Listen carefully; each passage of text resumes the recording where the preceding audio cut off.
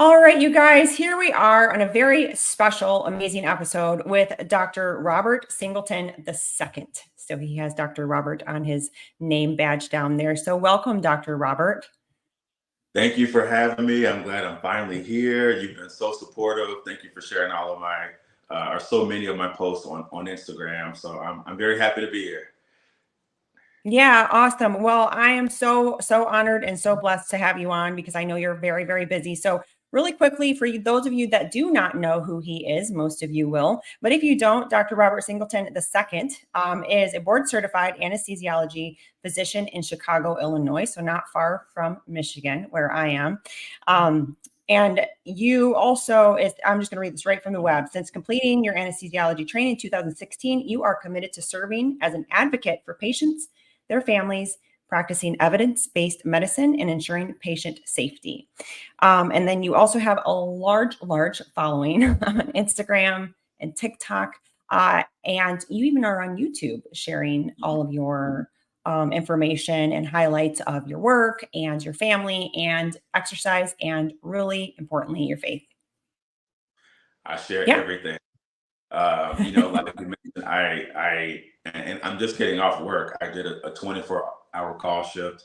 And so after being in the hospital all day and, going from emergency intubations, we had several cold blues yesterday, stat C-sections. Social media is my opportunity to kind of have a creative outlet and to kind of just share creatively what's on my mind, and also what I feel like God is speaking to me to share to other people. So social media has been a really fun and a really positive way to share creatively with the world.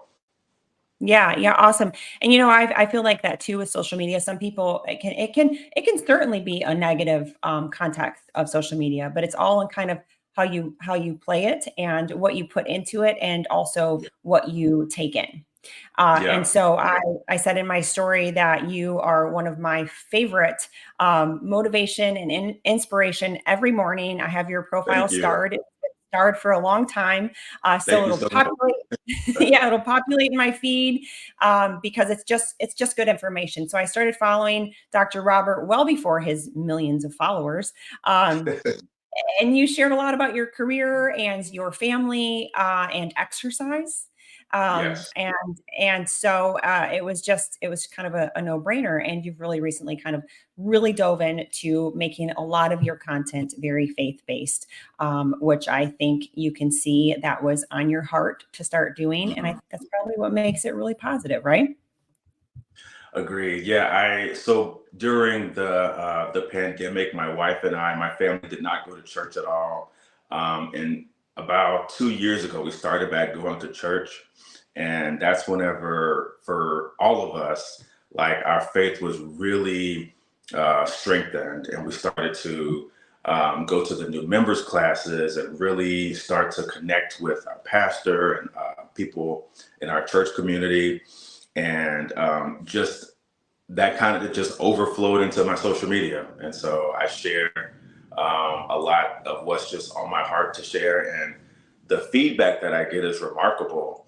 I shared on social media yesterday. I had a coworker come up to me yesterday and say, "Hey, you haven't, I really enjoy your Bible readings. When are you going to start back up again?" And I was like, Yeah. people are really in need of God's word, and I think that it's important that we use whatever sphere of influence we have to affect people positively. Yeah, and I think it's it's very, you're very influential in that because you're kind of just sharing from your heart, and you're living your life, and and popping on social media, like you said, with a purpose. And Yes. I think that's really important. So really quickly, you have shared about kind of your fitness and all of that. And I want to tell you guys too, I don't want to forget this, that you just got recognized as was it the top 25 influential fathers of the year? Is Yes. that what it was? Yeah.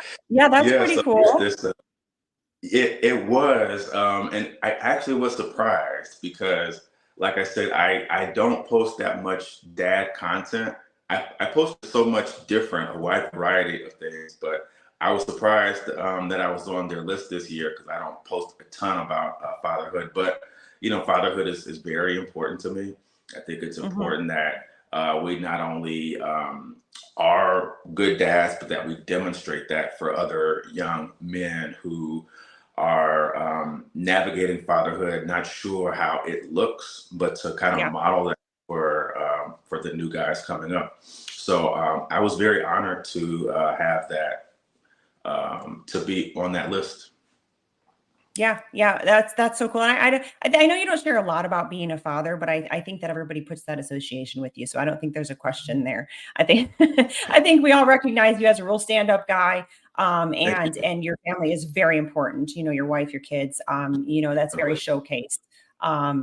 It's very, very good. So that's awesome. So I wanted to congratulate you for that. Thank you. So you shared a lot about fitness, and obviously that's what kind of drew me to you, and also the faith side, and just kind of combined together. Um, Mhm. how did you get into so what made you want to be a doctor? What made you get into fitness? What's your story behind there? So I was very good at math and science in school, and I thought that being a doctor was just kind of cool, the natural thing to Mhm. do. And so I initially wanted to become a surgeon. Mm. I went to Howard University College of Medicine in DC, and they had us follow whatever doctor was in the specialty that interested us the most. And I hated surgery. I thought it was kind of boring. But in the Okay. operating room, behind the curtain was an anesthesiologist who would later become my mentor. And he in working with him and being mentored by him, I realized that my skill set and my passion really was in anesthesia as opposed to surgery. And so I love my job. I love being an anesthesia doctor. I share about that on my social media, and I also one thing about anesthesia that people don't realize is that we see tons of patients every day. So on a typical day now, I might see about 20 people every day, and we have to Wow. quickly go through their medical history. And you go through their medications. They have diabetes, high blood pressure. They have all these kind of common medical conditions, and you ask them how much do you work out? How active are you? Are you able to Yeah. climb a flight of stairs? And it's surprising how many people are just they don't have very active lifestyles. And Yeah. so for a while, I was doing these push-up contests to kind of raise awareness that if you are active, if you take care of yourself, if you watch what you eat, if you get enough sleep, if you get enough steps in during the day and during the week, you can, not in every case, but in a lot of cases, you can prevent disease. Yeah. And so that's why I started to share more on my fitness, about my fitness journey. And I believe very strongly that, yes, because of genetics, because of our environment, we will need to it's inevitable that some of us are going to get diseases and get sick. But if Sure. we can prevent us, if we can if we can prevent ourselves from getting sick, then we should do whatever we can to stay healthy and to lead healthy lives. Yeah, yeah, and I think, and they're kind of common things, right? Unfortunately, diabetes and heart disease and all that. And I do work in cardiac rehab too, so I get them after they've had an event and whatnot. I get to teach them how to be strong and how to eat, and Yeah, the benefits of muscle and all of those things. And we even talk kind of about the grief of them kind of realizing maybe they should have started earlier on. And I'm like, it's okay, you can start whenever. yeah, However, even I think to your point of even the preventable disease, because there's the, like you said, the genetic component. We can't get away from the genetic part. hmm, Um, but even if you exercise and even if you're working out and something does happen, you're just going to have a better time recovering, right? yeah, yeah, Because sometimes things happen, and sometimes genetics or accidents or what have you happen. hmm, But if you've been exercising and you have a base, that's kind of to your point, like you can get better faster. yeah. So I look Yeah. at So have fitness as preventative medicine. yeah. Yeah, absolutely. And I think as a fitness trainer myself, and I've had several physicians on, and I work for an amazing cardiologist that's very into fitness, um and I think as a fitness trainer my whole adult life, it's always a dream to have people like yourself and other physicians that are kind of on board with that, Yeah. because that's kind of lacking in the fitness space sometimes, is Yeah.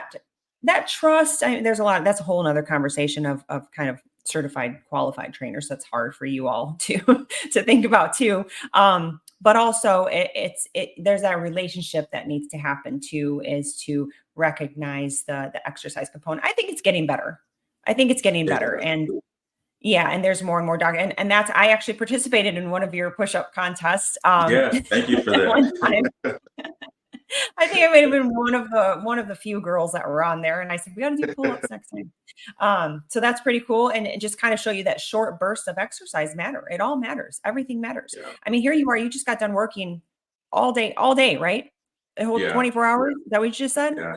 Yep. So what have you been up? Like, how does your brain work? That was what that that was a big question. So let me get to that really quickly before I ask you a couple other things. That was okay. So first of all, we had a lot of messages on my story. I shared, if you guys catch this later, I shared that Dr. Robert was going to come on for a quick second and chat with us. And if you had any questions, a lot of them were just simply thank yous, and they Mhm. were, wow, thank you for having him on, and just thank him for us for showing up, Yeah. because as you said, not only just the exercise component, but the people that are drawn to you for the faith-based Mhm. component, to see somebody like yourself just openly share. So there's a lot of thank yous. So we thank you. Um, I appreciate that. and the other question was, how in the world does he do it all? So what does, I mean, how do you get that in? I'm sure you get that question a lot, because even myself, and this is mostly what I do for a living, people still ask me how I do it. But how does somebody like yourself do it? And for other people that are busy, shift workers, physicians, nurses, all of those things, how do you find the time to do all the things to keep yourself in the shape and the health that you are? For me, it's all about priorities. Hmm. I feel like the most important thing is my relationship with God. My Hmm. family is always going to come before my career, and all of that is going to come before social media. And so I make sure that whenever I decide how I'm going to spend my time, that I keep my priorities in order, because I don't want to be an awesome, incredible doctor, but not be present for my kids. I don't want to be, awesome on social media, but not be a good husband. So I try to Hmm. prioritize the things that are important to me. And also, I'm very fortunate to have support. My wife is super, super supportive. She is definitely the backbone of our family. She does an incredible job with our kids whenever I'm not here. And we also have the luxury of having her parents help us out here at the house. I just came home this morning and I saw that my mother-in-law cooked my ground turkey and green beans, which I'll Oh, be eating today. yeah. It's the Yeah, little things. That's awesome. Yeah. yeah, yeah. Mhm. So I'm very blessed to have a lot of support, as I kind of prioritize the things that are important. Yeah. So, and so you're prioritizing the things that are important, but how, okay, so how many days do you exercise? How do you fit that in? How would you fit that in a 24-hour shift? Do you not work out that day? Do you put on another day? Those are some big questions of how in the world does somebody so successful get it done? Yeah, And yes, you have a support system, but you had to communicate that things were important to you for them to yeah, understand. Obviously, you and your wife are a team. My husband and I are the same way. mhm, He batch cooks all the meat when I'm at work, yeah. so we out part it all the time. But you had to communicate that. But how do you get your exercise in? Yeah, so I have to, if I don't exercise first thing in the morning, it won't get done, Mhm. because if I wait until the evening, which I've tried before, I'll have a headache, I'll be too tired. Yeah. I think of, tons of excuses. So I have to do it first thing in the morning. So I always work out on days that I go to work, which is about 5 or 6 days a week at 5 a.m. And I Mhm. have a trainer, and so he keeps me accountable. He has amazing workouts. He's also a believer, And so in the morning, we'll work out together. He'll share some scriptures that are, that he's been thinking about and praying over. So getting it done first thing in the morning is crucial. Yeah. How many days do you exercise? So recently, if you guys don't know, and probably a lot of people don't know, Dr. Robert recently did a bodybuilding competition. And Yeah. that's when I asked him again, because I asked Dr. Robert a while ago, would you ever be on my podcast? This was maybe a year ago or more. And he said, I'm just really busy. I'm not doing any right now. And I said, that's okay. I get it. And then I asked again, ask not, you have not, right? And I said, you just been to bodybuilding competition. He's like, yeah, I'll come on. But I was very proud of you, number one, because I told you right before we got on that I did that for a decade almost. Yeah. Probably 15 or 17 competitions. And it's a lot. It's a lot of work. So recently, Dr. Robert just competed in his first, you did physique. Right. Physique. Did you do physique class? Okay. You did physique. So it was just a physique, not class physique. So it was the board shorts. You did physique. So Dr. Robert just did bodybuilding competition. So how did you fit all of that in, and kind of what was that experience like for you? Now, honestly, that was difficult, especially towards the end. I thought that what would be difficult would be the diet, like not being able to eat what I wanted to eat. But after a couple of weeks to get used to it, the hard part was the hours that it takes to prepare and to do the extra time that it takes to do cardio. Towards the end, I would lift weights for an hour. I would do an hour of cardio in the morning, a second hour of cardio in the evening, 45 minutes of posing. Then I have to prepare my meals. And so the time really was a major, is what made it the most difficult. But I think that trying to do all that and stay disciplined, whenever I was finally on stage, it kind of made it more worthwhile. I didn't look at it as a competition, but really a celebration of all the work that I had done just to prepare for the show. Yeah. Yeah. You think you'll do another one? I think so. So I did not place super well. I was third place, even though there were just three of us in the competition. But you don't have to say that. You could have just said you got third place. Yeah, Dr. Robert got third place. But you know what? The guys who placed better, like they totally deserved it. They had amazing physiques, and like I said, it really for me is not a competition because they have their own journey, and I have my own journey. And it was big for me because I lost over 40 pounds, and I was able to do something I always wanted to do, and so those are wins. So you lost 40 pounds going into the competition. So this was like, yeah, that is really, really cool. How long did you start training for that for? So I started training the week after Thanksgiving. So the end of November, and then my show, it was supposed to be in May, but that show got canceled. And so I ended up having to do one in June in a different city. So it took, what's that, 5-6 months of That's prep. awesome. Well, you did it the right way, to take that much time. So you probably obviously have a great trainer and knows what he's doing as far as making sure it's sustainable, because you don't want to, do all that work and just, not know what to do afterwards. So great work to both of you. And I wanted to say, also that you have a lot of reels, a lot of TikToks, and you really support fitness trainers. And I think we all can appreciate that so much. And one of the biggest things of one of your top 8 reels, I think you did a reel about the top 8 reasons why you should have a fitness trainer. And of course, we all love that one. And you said number 1 was accountability. And that's huge because a lot of times you know what to do, you know what to eat, you can look at a plan, but in order to be accountable, to somebody that you get along with and you trust and all of that is big. And as far as the bodybuilding, I agree with you. It's kind of the delayed gratification that's really that I think really helps. And it's the discipline. And that's why when somebody like yourself, and I know how busy you are, I really do. I know a lot of people with very similar schedules, and to see that and you competing, I'm like, wow, great job.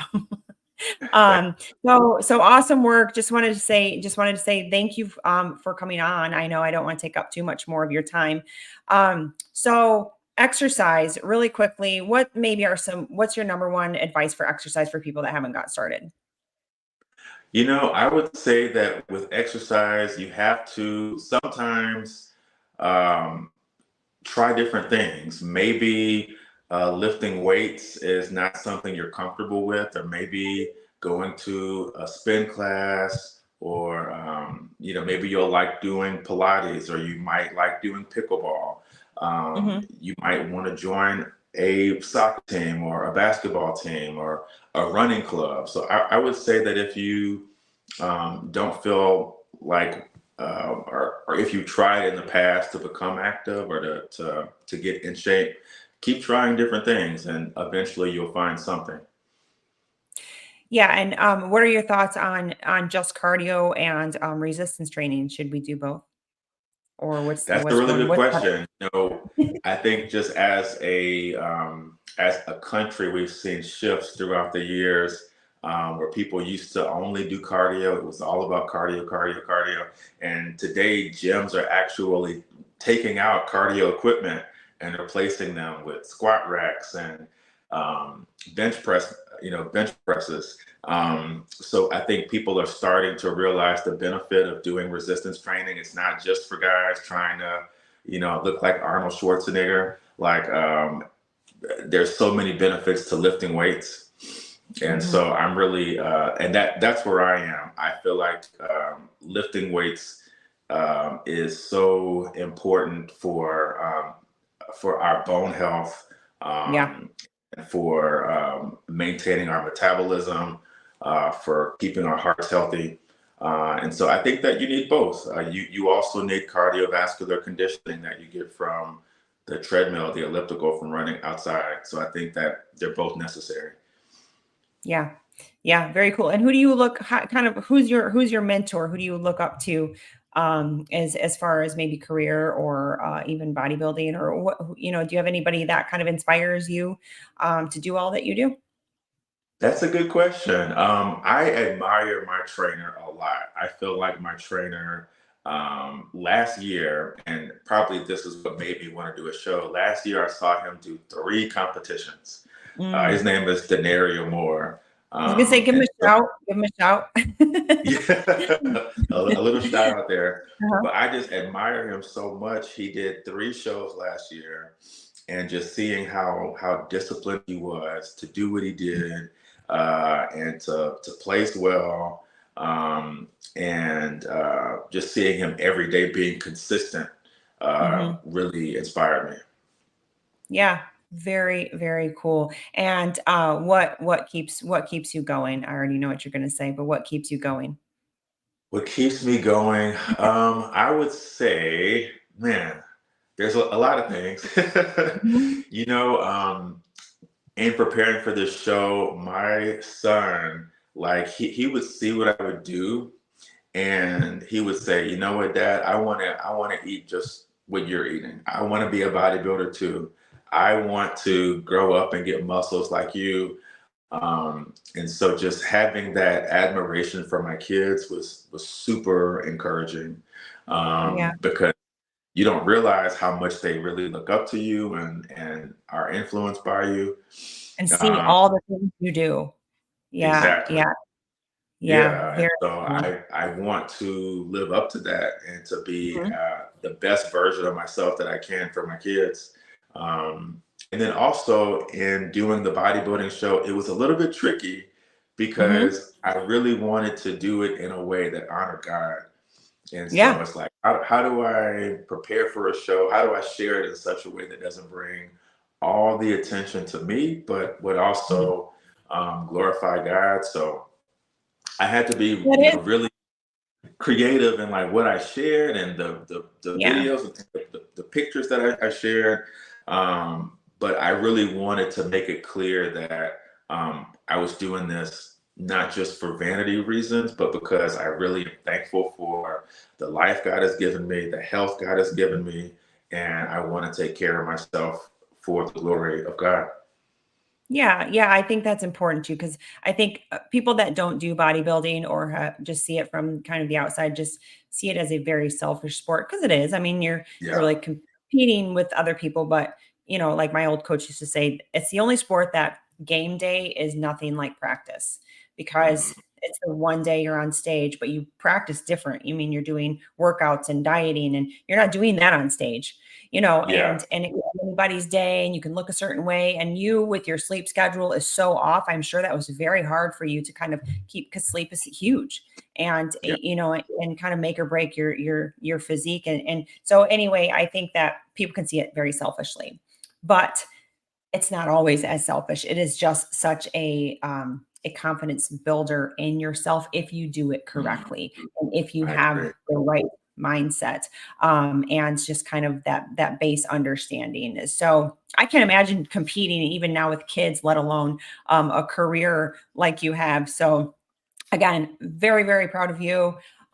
We are just all cheering you, cheering you on. Thank you. Yeah, Yeah. I So got so many DMs and comments and text messages. Like I was inundated on show day, and I really felt the support and the yeah. encouragement from everybody. Yeah, and you shared how you were a little bit disappointed at first, and then you really flipped the script in your mind and thought, I'm actually not disappointed. I mean, there's really 1% of people that'll ever get on those stages anyway. And I mean, you got third place. Yeah, Yeah, yeah, and top I three. mean, as great as my trainer is, he would tell Mhm. me about shows that he's done, and he didn't win. He got second or third, and he would tell me about how he got depressed, and I was like, man, how can you be depressed? Like that was one Mhm. show. I mean, you can't help who's going to show up, that Yep. day, who's going to be better than you, or you might not perform at your maximum potential that day because of the timing of how you ate, how you filled Mhm. up, or how lean you were. Um, and so, how could you have gotten depressed? And so, it was funny that whenever I didn't get first place, like I kind of had for a second those same feelings, but I had to step back and think about everything in perspective and realize that I am on a different path, a different journey than the other guys. And, Do you think that's a little gap that like I feel like the enemy can sweep in and be like, yeah, see, you're not good enough. You'll never make it. And I yeah, think that's where so many people can fall short when they don't have that base of faith. yeah, And I can tell you I didn't when I was competing, and I understand what your trainer was saying. I have my faith now. yeah, But looking back, it's so easy and he'll tell you all the things you're not and you'll forget about all of those amazing things that led you up to there and exactly. the time and the commitment and how truly what a gift it is to be on that stage to take the steps you take every day physically and mentally. Hmm. So great job. Any last words for you? You went over and I appreciate your time. No problem. Any last words for anybody, for any words of encouragement for us, for the audience? Well, I just want to say, thank you for having me on again. Thanks for being so supportive as always. And I just want to encourage people, that, we're all on different journeys. And even if you might feel like you aren't doing as well as somebody else, Mhm. or you're not where you want to be right now, but stay faithful and continue to do what God is telling you to do. And your journey is not going to look like other people's, but as long as you are listening to God, then you're doing the right thing and you're on the right path. And speak life into yourself. Um, Amen. and follow Dr. Robert for some inspiration. Yep, I'm gonna go ahead and link up all your stuff. I'm sure you guys he has millions, literally over 1 million followers on Instagram, which I think that you are very humble about, and you were oh so grateful through every single one of those followers that started following you. And I think that you realize that was a big part of where God has placed you, and we appreciate the responsibility that you take on for that, because it's a big one. So Thank you so much. yeah, awesome. So I'm going to go ahead and link everything up for you guys. Thank you so much, Dr. Robert, again. And we are just going to be following along with your journey. Thank you.